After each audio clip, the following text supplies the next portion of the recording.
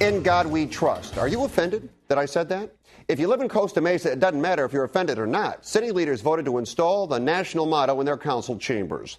I think our history speaks for itself that the adoption of the national motto is enough reason to affirm it locally, said Councilwoman Wendy Lisi. In today's politically correct world, what about separation of church and state? In San Clemente, you may remember, they took down a poster of a landmark church because the church had a cross on it and the city didn't want any legal problems. Our contributors tonight from RonKLA.com, Ron K., an actress and social activist, Debra Skelton. Debra, I'm going to start with you. In God we trust. Has the city of Costa Mesa done anything wrong?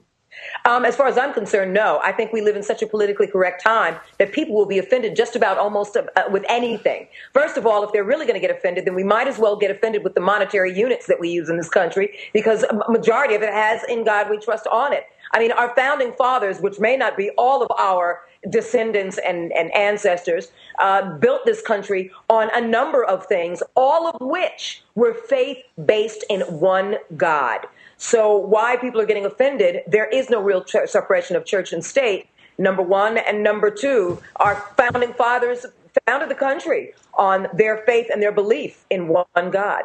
Ron? Oh, come on. It has nothing to do with whether you believe in God or not. They're taking values and shoving it in people's faces who have different value systems, different language. There's utterly no reason for it. Nothing's achieved. I mean, it's a chauvinistic thing that has something vaguely to do with soldiers in Afghanistan or something. I mean, it's unnecessary. It's provocative. I agree with you. The political correctness is baloney, but why pick a fight when the whole world is collapsing around us? Why not find a way to come together and do things that we can all support instead of getting in each other's face? I just don't see the point of it. You know what I find interesting, and I'll throw it out to both of you. As you point out, Ron, we've got way bigger issues to deal with here. And it seems today we are focused on these little minute issues that really don't address the major problems we have. Am I right? Well, I think you're absolutely right. And I think they're being used to divide us, to keep us weak, to keep us fragmented, while a power system that's failed us at every level of government is going wild. And I think that's it's meant to divide and conquer and not to bring us together to make us stronger. All right, next topic now. And you tell me, are these folks really gutsy or really stupid? Either way, they're out of business. Police shut down a pot-growing operation in Canoga Park. This really wasn't tough to find. It was 25 feet behind the police station. The smell gave it away. Meantime, the city council put off its long-awaited ordinance to regulate marijuana dispensaries and collectives. The council seems inclined to let them continue to sell it. District Attorney Steve Cooley says it doesn't matter. He'll still shut them down. How can we easily resolve this issue, Ron? Well, I don't know if we can. It's an incredible theater. You know, I mean, the pot growers were there first. This is a brand new police station. They should be grandfathered in or something.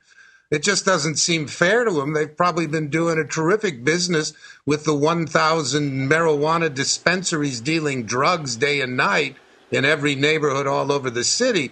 I mean, this is one of the great scandals is there's no other city in the state, even hip San Francisco, Santa Cruz, the places where I bet you half the people are smoking dope.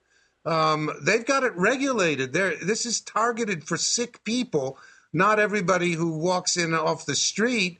And they aren't two to a block everywhere. I mean, you have to wonder what kind of incompetence the city hall is to have allowed this to have occurred, and then to be fighting District Attorney Cooley, City Attorney Trutanich, who are taking a hard line on it, much harder than a very strict constructionist view, because the city council has allowed this to get so out of hand. Debra? They think when it comes to politics, especially with people in powerful positions, I think they believe that the people want something done about it, because everyone still has that fear that marijuana is such a drug that is going to rampantly take over a society, like any other drug. But the bottom line is, as long as it's legally there, as long as the dispensary is legally there, or they're in a legal place to be able to grow it, they should be left alone. If not, then it's a legal matter. Let's be real. But I think the hard line Carmen Trutanich is taking is based on the fact that he got in politics. He owes a lot of people for his career. Okay, Ron, Debra, good job there. Let's move on to our next topic. And now, your tax dollars at work. The Senate health care bill is 2,074 pages. That's a lot to read, but a Republican senator from Oklahoma may want every page to be read aloud. It would take approximately 34 hours nonstop to read it from cover to cover. According to the rules, any senator can demand a bill be read in its entirety before debate begins. Is this a complete waste of time?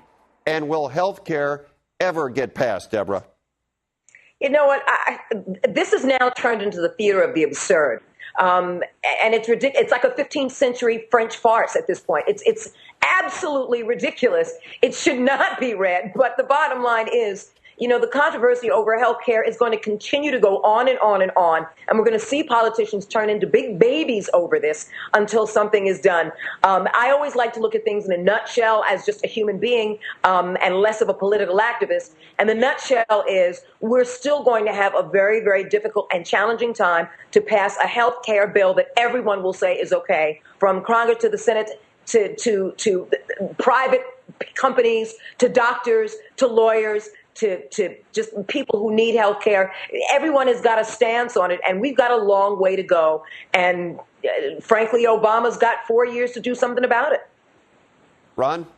Well, I think they should strap all the senators to their chairs and make them listen to it if they're going to read it. I think that would be really positive, because none of them really knows what's going on, or at least very few of them. I mean, like most of these things, this really doesn't do what we all wanted it done. This helps out the 17% of people who have no insurance, and over 10 years will reduce it to 4%. It's very costly. I think it will pass, and at least it's a step forward, and we should be grateful for that, because I think that the healthcare system is the number one thing that keeps people in wage slavery. You can't afford to leave your job if you got a family, because you got to have health care. You can't let them be out there when it's going to cost you $15,000, $20,000, $25,000 that you don't have. So I think it's a really positive step. I think we're going to see it, and the theater of it is absurd, no doubt about it. You know, you made the comment, strap the senators down and make them listen. Make them listen without a lunch break. That would really sounds upset good them. to me. All right. Now, don't know if you without a bathroom break. Or bathroom break.